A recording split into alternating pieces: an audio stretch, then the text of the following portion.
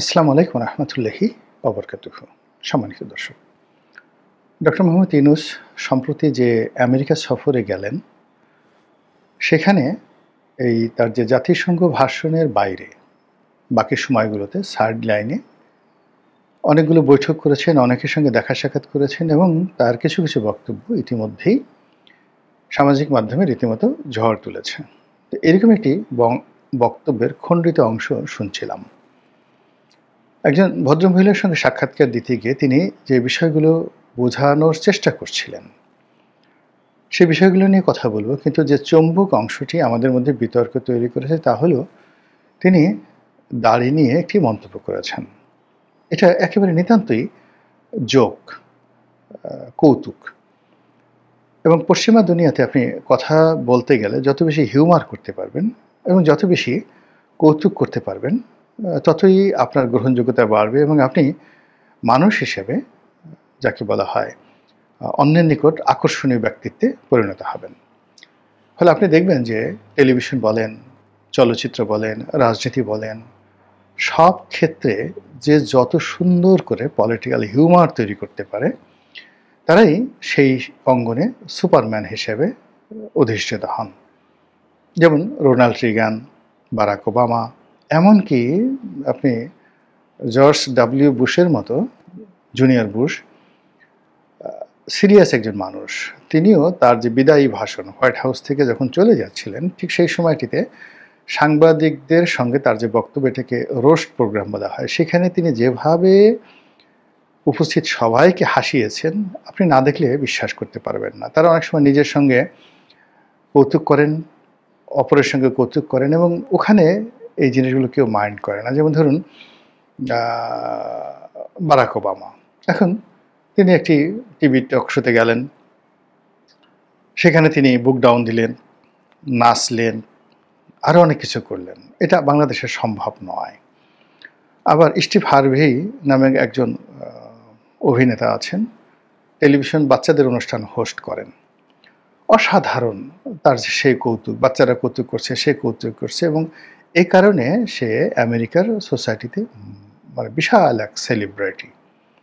অপরাহ্ন Winfrey থেকে শুরু করে অন্যান্য যারা আছেন, তারা সবাই এই কৌতুক, মানে যে যত সুন্দর কৌতুক বলতে পারেন, তাকে তত মহামানব হিসেবে মনে করা হয়।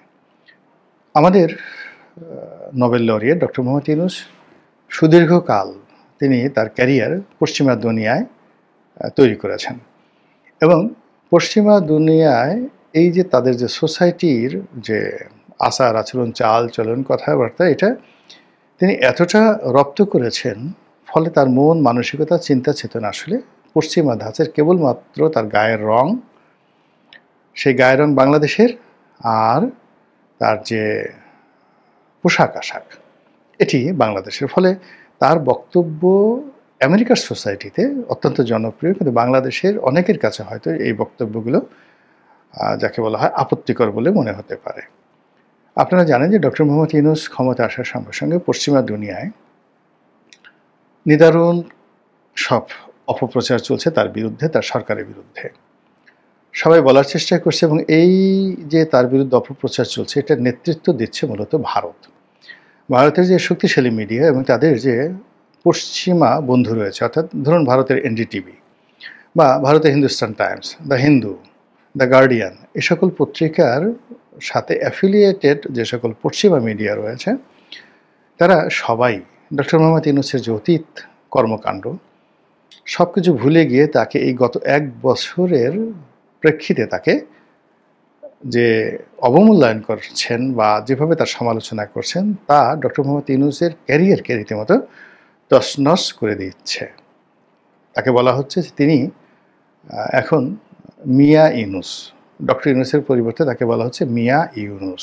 বোঝার চেষ্টা করেন, যারা আপনারা সামাজিক মাধ্যমে আছেন, এই শব্দটার অর্থ দ্বারা কী বোঝায়। তাকে মানে আমরা সবাই তাকে সম্মান করি বা বলি ডক্টর ইউনূস বলে। তো তারা ভারতীয় মিডিয়া এবং পশ্চিমা মিডিয়া এখন তাকে বলা হয় মোহাম্মদ ইউনূস, মানে মোহাম্মদ রসুলুল্লাহ সাল্লাল্লাহু আলাইহি ওয়াসাল্লাম। এই যে তার নামটিকে তারা ওনার নামের সঙ্গে যুক্ত করে দিয়ে, ডক্টর বাদ দিয়ে, সব কিছু বাদ দিয়ে তাকে একজন ইসলামিস্ট, একজন এক্সট্রিমিস্ট, এই হিসাবে প্রমাণ করার জন্য তারা উঠে পড়ে লেগেছে। তাহলে কি হলো, ডক্টর ইউনুস না বলে তারা বলছে মিয়া ইউনুস আর মোহাম্মদ ইউনুস।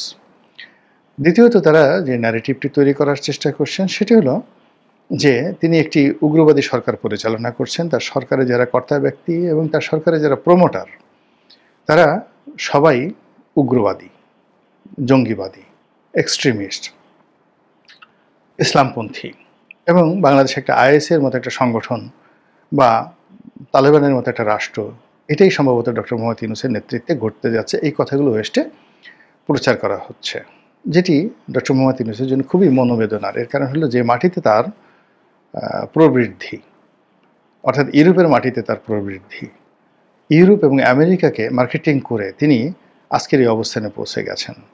ফলে তিনি তো নিয়তি জানা মানুষ।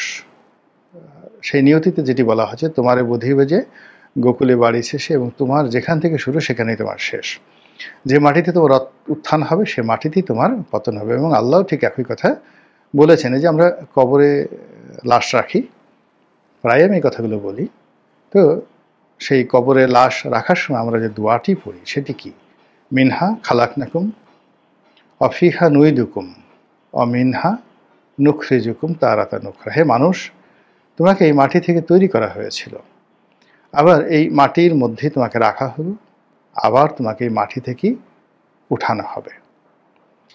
বাস্তব জীবনে একই অবস্থা। যার যেখানে উন্নয়ন, যে কর্ম করে উন্নয়ন, যে সমাজকেন্দ্রিক তার উন্নয়ন, ঠিক সেখানেই তার পতন।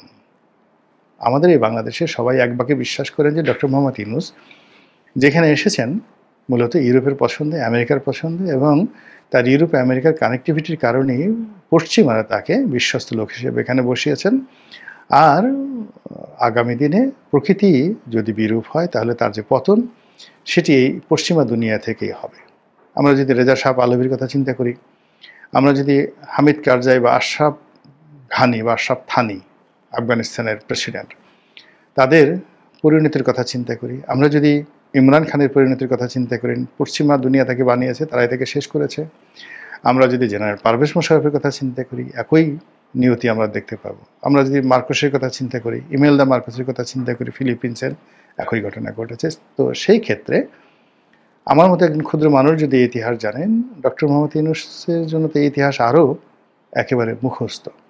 ফলে তিনি বিব্রত, তিনি তার ইউরোপের বন্ধুদেরকে বোঝাতে চান তার মতো করে, এবং সেই কথা বলতে গিয়ে তিনি বোঝাতে চেয়েছেন যে এখন পশ্চিমে প্রচার হচ্ছে বা অপপ্রচার হচ্ছে যে বাংলাদেশে একটি উগ্রবাদী শাসন চলছে, এখানে মোল্লারা সব কিছু নিয়ন্ত্রণ করছে এবং আমি নিজে মোল্লা হয়ে গেছি। এই ধরনের কথা, মানে একজ্যাক্টলি আমি তার কথাগুলো অনুবাদ করছি না, তার কথার ভাবার্থ যে আমি মোল্লা হয়ে গেছি। কিন্তু ওয়েস্ট যেভাবে মোল্লাদেরকে দেখে যে তাদের মুখে অনেক দাড়ি থাকে, সব কিছু থাকে, দেখুন আমার মুখে দাড়ি নেই, আমার মুখে যে দাড়ি ছিল আমি সেটা বাংলাদেশে রেখে এসেছি, মানে ইট মিনস আমি ক্লিন শেভ করে এসেছি, শেভ করে সেটা এখন দাড়ি ক্লিন শেভ করে।